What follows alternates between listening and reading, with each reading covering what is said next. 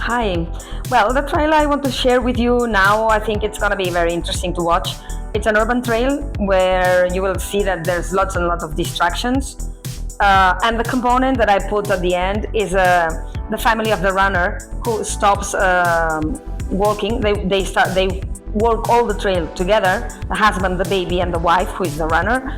And they stop at a certain point, and she goes to hide further, like 5 or 10 meters further from the family.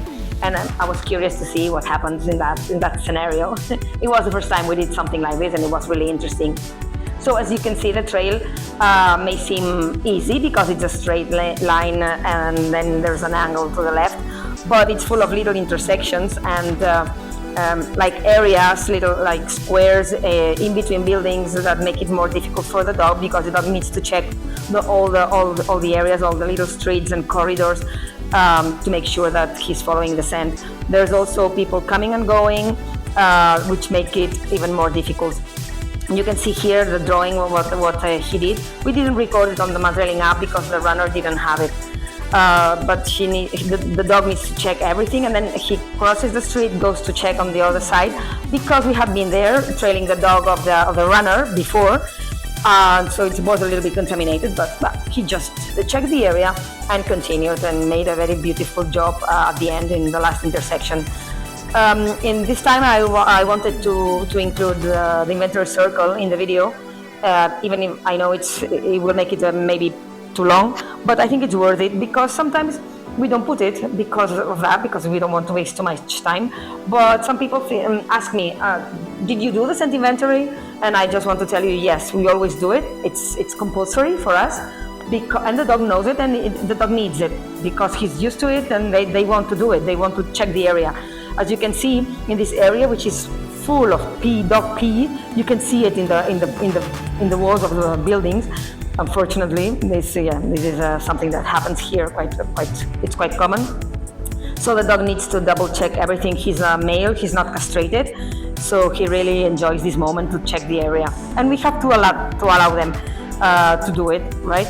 I am constantly in this circle watching my dog, analyzing the situation, what is happening, what is my dog doing, because this is already giving me information.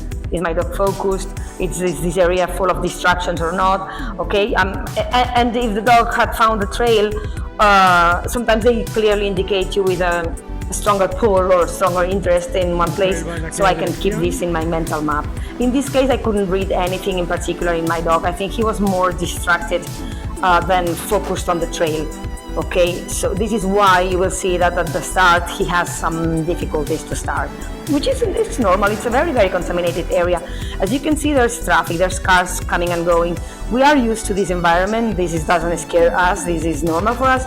But I just wanted to point it out, because every time a car moves, it's moving the sand. This is not a very old trail. It's fresh. It's only like 20 minutes old. So all these volatile organic compounds that are floating, the cars are moving them, right, making it a little bit more difficult for the dog. You will see that in this case, my dog will work more with the head down. He does it when he has more difficulties in some areas. He chooses the way he uses the nose, and he chooses the way he puts the head up or down, whatever, as long as he's focused on the trail. You will see here what I was telling you about. He looks a little bit confused. So what do I do now? I want my dog to start moving, so I move. I keep moving. I keep dynamic. I don't push the dog anywhere. I just, as a matter of fact, I do the opposite. I move a little bit backwards to see what my dog does. And when my dog starts working, as you can see, I just release, leash, and then I start working. But I want my dog to make to commit to the trail by himself. Okay, here he was again a little bit distracted. I just encourage him. Here I use my voice also. Come on, let's do it. And now you will see that he's starting to give more clean negative. So now he's starting to be more focused. Okay, so we have to understand that we are training with dogs. The dogs need their time to process information, and this is a very overwhelming environment. Okay, so I have to be patient with this and let my dog work.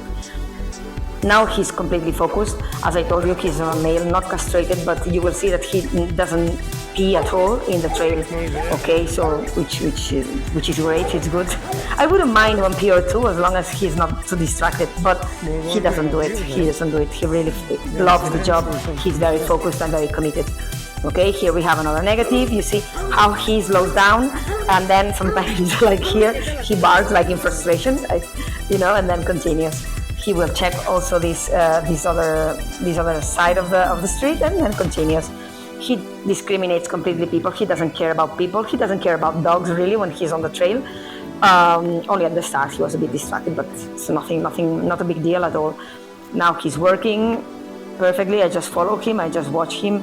And here you will see how he, instead of going straight ahead, he goes to check on the other side. There was, as I told you, sand on that area because we had been trailing with the runner's dog before.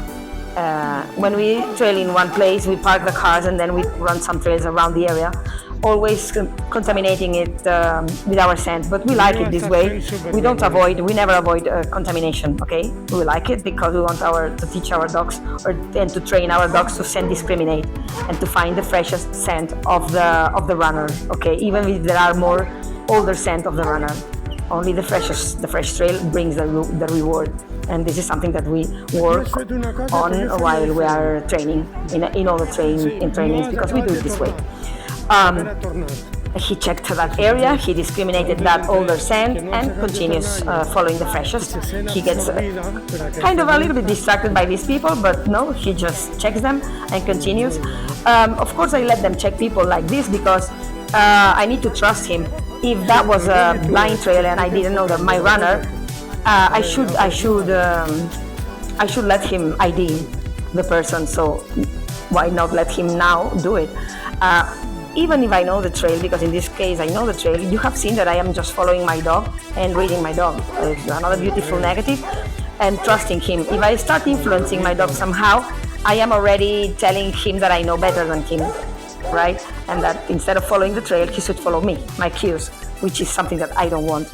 This is why we always say, when the dog gives you a negative, like now you will see a beautiful negative, I just have to go back where I come from, so my dog can continue the work. Go back to recover the scent. Okay, that's what we do. We don't push the dog. We just do what our dog is telling us. When the dog tells us, like now, there is no scent here, I have to do a few steps back, because then the dog goes back. Okay, did you see it now? That was a good example. This sidewalk. Sorry, this crossing. And here we have the husband and the kid. The baby, but the dog doesn't care at all, and I was really like very surprised by this. I looked at the guy smiling. I said, "Oh," but here you see the confusion in the dog. Like, oh my God, what did just happen? What had just happened? But he continues then, and without my pulling him or pushing him or anything. And here we have the runner. So it was a very nice exercise. It was kind of a surprise and very interesting to see how my dog reacted to this. So it was an interesting exercise, wasn't it? I was really surprised at the end with my dog's reaction. It was really interesting. And if you are wondering what would I have done if he had indicated the husband or the baby, I would have praised him and I would have just asked him to continue. But it's obvious that they have the scent of the runner.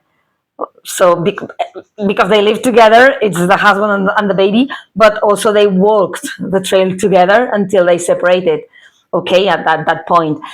So it would have been more than normal, and that's what I expected, no, that my dog was interested on them somehow. I don't know if he looked at them because I was behind him. I don't know.